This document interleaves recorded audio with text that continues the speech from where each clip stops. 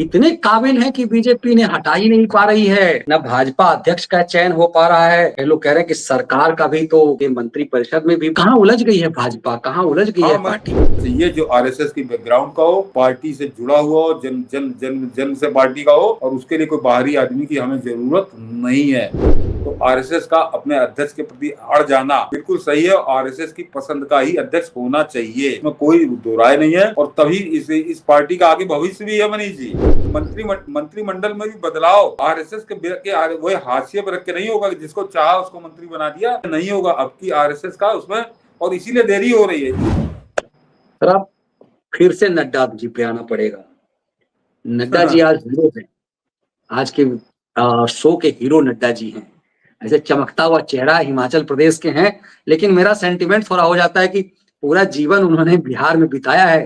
तो अक्सर जब मेरी मुलाकात उनसे पहली बार हुई थी, हमारे एक मित्र हैं अमित आर्या जी, और अमित आर्या हमारे सीनियर रहे हैं, बॉस भी हैं रहे हैं। नड्डा उनके मित्र रहे हैं। तो पहली बार जब वो दिल्ली आए थे तो मुझे नड्डा के दफ्तर में वो ले गए और नड्डा जी से मिलवाया। नड्डा जी का फोन उठाया और मैं चूंकि पब्लिकली कह रहा हूँ, मेरे मोबाइल पे नड्डा जी का नंबर डायल किया। नड्डा जी का के मोबाइल से मेरे नंबर पे कहा कि भाई, बड़ा बिहारी टोन में कहा, करे बिहार का है तो हमारा तुमसे अमित तुमसे ज्यादा क्लोज हो गया है। ये चीजें दिखाया तो इसलिए थोड़ा सा मेरा भी बिहारी सेंटीमेंट जग रहा, ज्यादा गाली आप देने लगते हैं तो। लेकिन नड्डा जी तो गजब हैं। मुझे कई बार लगता है कि वो बुलेट प्रूफ गाली प्रूफ हो चुके हुए हैं गाली खाने के लिए। अध्यक्ष बने बैठे हैं, लोग सवाल उठा रहे हैं। आखिर इतने काबिल हैं कि बीजेपी ने हटा ही नहीं पा रही है। न भाजपा अध्यक्ष का चयन हो पा रहा है। ये लोग कह रहे हैं कि सरकार का भी तो के मंत्रिपरिषद में भी कहाँ उलझ गई है भाजपा, कहाँ उलझ गई है पार्टी। हाँ मनीष जी, ये बात सही है। उसको नड्डा जी से ही शुरू करूंगा। ये गजब हो रहा है, गजब हो रहा है। भाजपा बड़ी अनुशासित पार्टी और सब दुनिया भर के दावे सब होते हैं, लेकिन पिछले 1.5 साल से अध्यक्ष नहीं चुना गया है। 1.5 साल से जनवरी 2024 में नया अध्यक्ष आ जाना चाहिए था। लोकसभा चुनाव आ गया, फिर अब तो हरियाणा चुनाव आ गया, तो फिर महाराष्ट्र चुनाव आ गया, तो फिर दिल्ली का चुनाव आ गया। अब तो दिल्ली का चुनाव भी 8 या 10 फरवरी को आ गया था रिजल्ट, और हम आ गए 22, 23, 20 अप्रैल को आ गए। अभी भी नहीं हो पा रहा। क्यों नहीं हो पा रहा है? ये नड्डा जी की ही वजह से नहीं हो पा रहा है, और नड्डा जी जैसा दूसरा अध्यक्ष न बने इसलिए भी नहीं हो पा रहा है। इसको जरा समझें कि नड्डा जी ने जो जहर बोया था लोकसभा के चुनाव के दौरान कि आरएसएस की हमको जरूरत नहीं, हम बड़े ताकतवर हो गए, हम बिना आरएसएस के भी चुनाव जीत सकते हैं। तो आरएसएस ने उसके बाद बताया क्या, वो पूरी इसको दोहराने की जरूरत नहीं। लेकिन अब जब दूसरा अध्यक्ष चुना जाना है तो आरएसएस अड़ गया है कि अब कम से कम ऐसा आदमी अध्यक्ष नहीं बनेगा जो नड्डा जी की तरह, जिसको आरएसएस की जरूरत नहीं है, जो बड़ा ताकतवर था। तो एक तो नड्डा जी जैसा नहीं बनेगा, ये इसलिए कि हमको ऐसा अध्यक्ष नहीं चाहिए। तो ये दोनों बातें हैं कि ये जो कहा था इन्होंने, उसकी वजह से आरएसएस के साथ क्या संबंध बने सबने देखा, और अब इसके जैसा आदमी नहीं चाहिए। और कौन चाहिए? जो आरएसएस जिस बात पर अड़ा है उसका नाम हम लोग नहीं लेंगे, दर्शक उसको समझ जाएंगे कि आरएसएस उसका भी पुनर्स्थापन करना चाहता है। कि वो अध्यक्ष तो नहीं बनेंगे, वो अध्यक्ष बनने लायक वो है भी नहीं। मैं भी उस आदमी का कटु आलोचक हूँ, लेकिन आरएसएस का बड़ा प्रिय व्यक्ति है वो, कि उसको संगठन के अंदर कोई बड़ी मजबूत स्थिति, कोई बड़ा गंभीर, मतलब बड़ा स्थान उसको मिले, अध्यक्ष भले न बने। और नरेंद्र मोदी किसी भी कीमत पर उसको स्वीकार नहीं रहे हैं। तो साथ में अध्यक्ष वाला मामला भी अटका हुआ है। और अध्यक्ष कौन होगा इस पर आरएसएस की जो खबर है कि आरएसएस भी अड़ गया है कि एक तो नड्डा टाइप का नहीं चाहिए, और दूसरे खांटी आरएसएस का चाहिए जो आरएसएस की बैकग्राउंड का हो, पार्टी से जुड़ा हुआ हो, जन जन जन जन से पार्टी का हो, और उसके लिए कोई बाहरी आदमी की हमें जरूरत नहीं है। तो अब इस बात पे कितना बनता है, और खासकर उस आदमी को नरेंद्र मोदी किसी कीमत पे पार्टी संगठन के अंदर चाहते नहीं है, और आरएसएस उस आदमी को हर हालत में संगठन के अंदर चाहता है।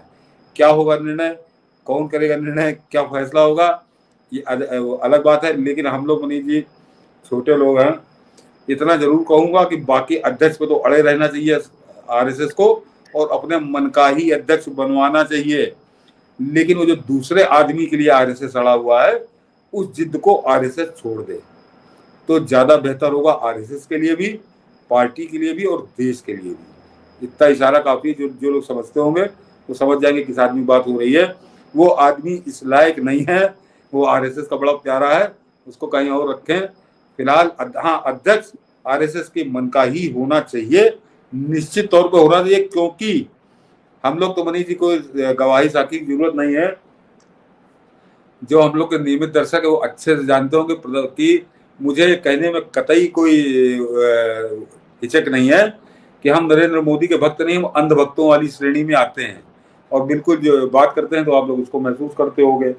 लेकिन पिछले 11वां साल है उनका, कि 11 साल के अंदर नरेंद्र मोदी ने एक जो दुनिया के लिए बहुत बेहतर है, देश के लिए बहुत बेहतर है, सब कुछ है, लेकिन एक तो उन्होंने जो सिग्नल दिया है वो सिग्नल बहुत बढ़िया है नहीं, कि वो है कि जो हम चाहेंगे हम वही करेंगे। तो ऐसा तो पूर्ण आदमी कोई नहीं हुआ, और खासकर उस आपके मन में जो ये आ जाता कि जो हम चाहेंगे वही करेंगे, और वो भी आरएसएस जैसी संस्था को इग्नोर करके, आरएसएस को बिल्कुल किनारे रख के, और याद दिलाने की जरूरत नहीं, पिछले 10 साल के अंदर ऐसे एक नहीं लगातार सारे मौके ऐसे आए हैं कि आरएसएस कहीं हाशिए पे बड़ा नजर आया है, कि इस फैसले में आरएसएस की कोई भूमिका नहीं है। इवन देन अभी जो मंत्रिमंडल बना है उसके गठन में भी कोई भूमिका नहीं बनी। आपने उस इतने सबक के बाद भी सबक नहीं सीखा था, तो आरएसएस का अपने अध्यक्ष के प्रति अड़ जाना बिल्कुल सही है, और आरएसएस की पसंद का ही अध्यक्ष होना चाहिए, इसमें कोई दो राय नहीं है। और तभी इस पार्टी का आगे भविष्य भी है मनीष जी, क्योंकि एक बात और बता दूं कि वो जो मोदी जी के बाद जो नंबर 2 की लाइन में लगे हुए हैं, उनके लिए मैं बिल्कुल निसंकोच कह सकता हूं कि वो बहुत बढ़िया होंगे, बिल्कुल उनका कोई जोड़ नहीं होगा, बड़े काबिल भी हैं, सब है, लेकिन उनकी जो चॉइस ऑफ पर्सन है ना, वो मैंने, क्योंकि उत्तर प्रदेश के मैंने बड़े निचले स्तर से लेके और शीर्ष स्तर तक मैंने देखा है अपनी, और वो बहुत करीब से देखा है। एक भी चॉइस मैं कह रहा हूँ कि ना एक आध गलत हो जाती है, एक आध भी सही नहीं है, और उनके ऊपर प्रधानमंत्री मोदी बिल्कुल आंख बंद करके विश्वास करते हैं, और ना हो तो मैंने कहा बहुत छोटे आदमी, हम लोग को कहाँ मुलाकात होगी, कभी जरा लिस्ट भेज दूंगा अगर मांगेंगे तो, जरा चेक कर लीजिए कि ये किसकी चॉइस है, क्या क्या जिम्मेदारी है इनके। तो ऐसी स्थिति में वो खेल क्यों हुआ, वो उत्तर प्रदेश के अंदर वो खेल क्यों हुआ, क्योंकि आरएसएस बिल्कुल हाशिए पे, आरएसएस की कोई सुनने वाला नहीं, मतलब जो आरएसएस औपचारिकता वाला मामला था, वन वे ट्रैफिक चल रहा था, तो उस वन वे ट्रैफिक को रोकने का सबसे बेहतर तरीका है कि अध्यक्ष तो आरएसएस के मन का ही होना चाहिए, उसी की चाहत का होना चाहिए, दूसरी जिद को आरएसएस को छोड़ देना चाहिए, ये मेरा कहना है। बिल्कुल, इसका मतलब है कि बस वही वजह है, जो मामला जो है वो अटका हुआ है, क्योंकि संघ संभवतः अड़ गया है, वरना इतना समय लगने की कोई वजह ही नहीं। कोई वजह नहीं, और ऐसा भी नहीं है कि नड्डा जी बड़ी क्रांतिकारी हैं। नहीं मनीष जी, मैं बता दूंगी, कुछ लोग हैं, कुछ बड़े वरिष्ठ में सम्मान भी हम लोग करते हैं, उन्होंने काफी जलेबी बना के उसको प्रस्तुत किया है, लेकिन मैं जलेबी हम लोग बना ही नहीं पाता, मैं तो बनाऊंगा क्या, और जो बता रहा हूँ उतना ही बता रहा हूँ, वो समझिए वही कारण है। अन्यथा 1.5 साल से नड्डा जैसे आदमी को ढोया जा रहा है, जिसका जनवरी 2024 में कार्यकाल खत्म हो गया, और वो अप्रैल 2025 में अध्यक्ष है, इसी कारण से। और उस जगह पर मैं 100% आरएसएस के साथ हूं कि अध्यक्ष तो आरएसएस के मर्जी का ही होना चाहिए। और यही वजह है कि सरकार जो मंत्रिमंडल का खबरें आई कि मंत्रिमंडल में बदलाव होना है, वो सब कुछ भी अटका हुआ है। नहीं तो और सब कुछ इसीलिए सब मंत्रिमंडल में भी बदलाव आरएसएस के वो हाशिए पर रख के नहीं होगा, जिसको चाहा उसको मंत्री बना दिया, ये नहीं होगा अब की आरएसएस का उसमें। और इसीलिए देरी हो रही है, इसीलिए सरकार भी उलझी हुई है, संगठन के साथ साथ सरकार भी उलझी हुई है, कि वो जो चल रहा है कि सरकार में भी बदलाव किए जाएंगे, तो आरएसएस की पसंद के लोगों को सम्मिलित करना पड़ेगा।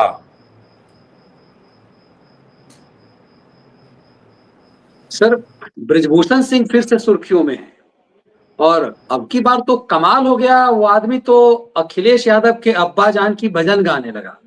अभी तक धीरे धीरे वो गायब था, मुझे चौंका मैं जब सुन करके ब्रिजभूषण को। जरा पहले सुन लेते हैं एक बात पहले बोल दूं, जहां सुनवा दीजिएगा, कि ब्रिजभूषण सिंह को भी कोई बड़ी गलत फहमी हो गई है, और क्या गलत फहमी वो बताऊंगा, जरा आप सुनवा दीजिए। मैं आपके चैनल के माध्यम से बोलना चाहता हूं, हो सकता है किसी को बुरा लगे। मैं विपक्ष का एमपी था, मुलायम सिंह मुख्यमंत्री थे, मैं मिलने के लिए गया, वो लिफ्ट में बैठ चुके थे। जैसे उन्होंने देखा वो लिफ्ट का दरवाजा बंद होने वाला था, रोक करके बाहर आ गए। हमने उनसे कुछ बात करने की कोशिश की, उन्होंने कहा चिट्ठी लाए हो, चिट्ठी लाए हो। हमने 2 चिट्ठी पकड़ा दी। अच्छा, उन्होंने पहले पूछा चिट्ठी? हाँ, तुरंत। मैं विपक्ष का था, मैं उनकी आलोचना करता था जी। मैं बीजेपी का सांसद था। चिट्ठी लाए हो, चिट्ठी लाए हो, बता बता हमको जल्दी, चिट्ठी लाए हो। हमने कहा लाए। हमने 2 चिट्ठी उठा करके उनको दे दिया। एक काम होने वाला था और एक काम टिपिकल था। जो काम होने वाला था, शाम को 4 बजे मैं चिट्ठी देकर के आया और 4 बजे डीएम का फोन आ गया कि आपके स्कूल की ये मान्यता का कागज आ गया है। बलरामपुर में बीएड की मान्यता का कागज था और 4 बजे कलेक्टर का, 4 बजे मैंने चिट्ठी दी, 4 बजे फोन आ गया कि ये आपके मान्यता का कागज आ गया है। कहां है आज, कहां है आज? लोगों को बुरा लगेगा।